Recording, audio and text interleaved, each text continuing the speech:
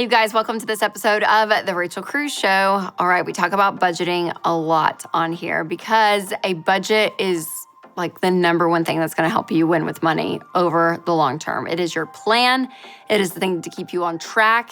It's the thing that gives you guardrails and boundaries, and it's the thing that gives you permission to spend. So a budget is amazing. I always talk about it because it is so powerful. It puts you in control.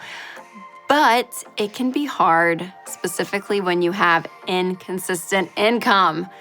It's not as straightforward. You know, if someone's like, oh yes, you make X amount every year, your paycheck is pretty consistent. But when it's not, because let's say maybe you are freelancing, or maybe you're paid on commission, or your job is very seasonal, so you're either in this like feast or famine mentality, it can be very hard, but it can still be done. So we're gonna walk through how to budget on an inconsistent income.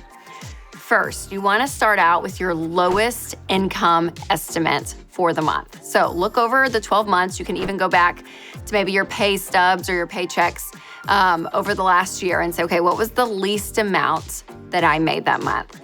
And start there, because you can always go up from there, but starting that estimate with the lowest month, and then you're gonna plan. So I always recommend still giving first, still saving second, especially if you're on baby steps 1 or 3, that it's so important to give and save. And then you're gonna do what's called your 4 walls, which is your food, your shelter, your utilities, and your transportation. So all of that stuff there, that's really like your needs. Those are the things that are non-negotiable in your life. Everything else after that is like your TV streaming, going out to eat, maybe entertainment or personal spending, which is all great to do if you have the money. But again, we're planning for the least amount of income coming in. So you're gonna go by priority and order. So giving, saving, your 4 walls, then everything else underneath. And then this is gonna be your priority, because what's the great thing about budgeting is you know exactly where your money's going. So if you have more income that comes in that month, then what you're gonna do is just trickle down that money to the other expenses. But if you have a lower month, you already have it planned that your needs are covered. What you also can do is create a budget line item for all of your expenses that you also want to track. So these are things, all of your bills, your payments, even your groceries, that you want to make sure that you are consistent in knowing exactly what you're spending in each category. That's going to help the budget continue on throughout the month. Also, remember, you can make adjustments. The key here is being flexible. So you can even adjust the budget when you get paid. So if you get paid on the 15th and you're expecting a certain amount of money and it comes in a little different, then adjust your budget from that. That's okay, be flexible. Now, if you're married, make sure you guys are on the same page, okay? That if something is changing, you're saying, hey, I'm changing this and this and this. And also remember to make a new budget every single month, because every month is going to be different. And remember, you guys, a budget, it's gonna take work on the front end for sure, because I want you to do it before the month begins, but it is so worth it. And I use EveryDollar, it's our budgeting app, and it's amazing because it helps me track all my transactions, know exactly what's going on with my money, and it feels good just to be in control. But if you tend to overspend on certain categories specifically, and you're like, man, I just can't seem to get this down, use cash. Cash is something that is going to be an instant accountability partner. Is it inconvenient at times? Sure. Much easier just to carry a debit card and swipe everything, which is not wrong.